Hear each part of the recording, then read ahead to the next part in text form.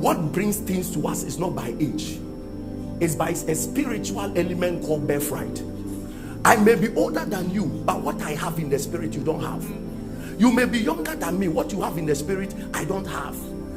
As far as age is concerned, forget about it. But you can exchange it for me to have it and you don't know. Spiritual birthright is simply changing places. And sometimes we do it in very plain and simple language in the physical realm. We even pastors, there are people that can meet you where they want to force you to say that they are your father.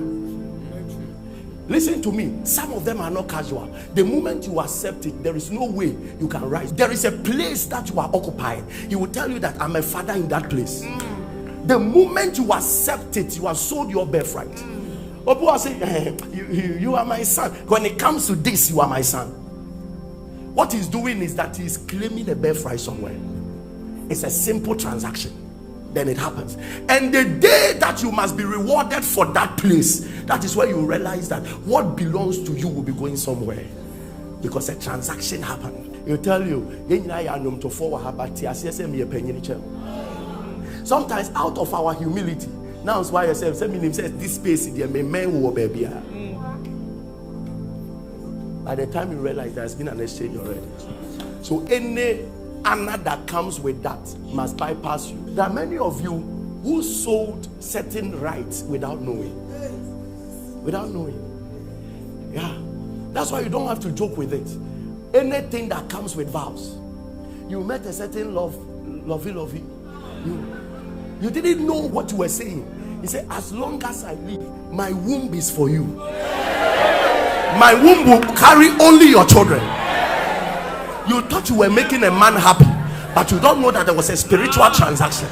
There are young men of God who will never rise in life. Let me tell you, no matter what they do, they will never rise, because they sold their birthright in their calling to another one. Because there was an ordination. He said, lift up a sword, lift up a Bible, vow that if you leave me, you will never do well.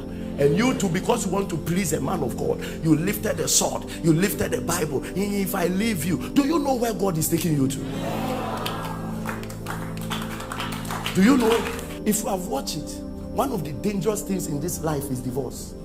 Because the vows that happens is a spiritual transaction before the Lord. So you vow to the person, I will stay with you, I will do this till death do us part. That means the only thing that must separate is death. As far as life is concerned, nothing must separate you. If something there separates, the element of this world and the supernatural will still hold.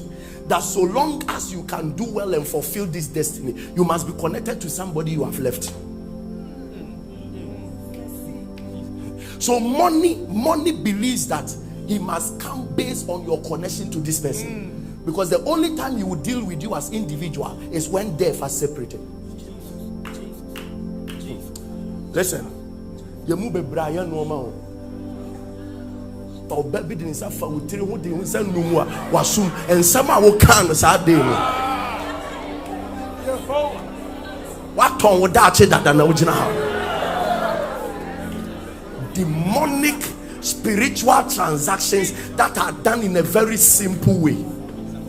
And there are some of us, many people have forced us to sell our birthright in a very cunning way. At the end of the nipa fu fragile say, "Unia be mesre wo beans.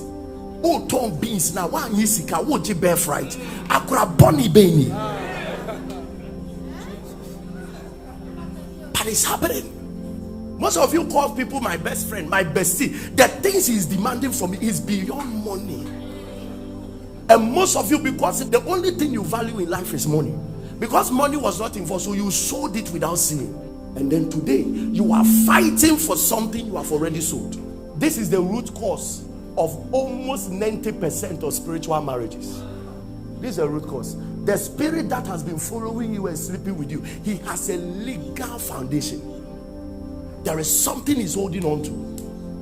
Because to you, you said something, you made a promise, you sold out something you don't know.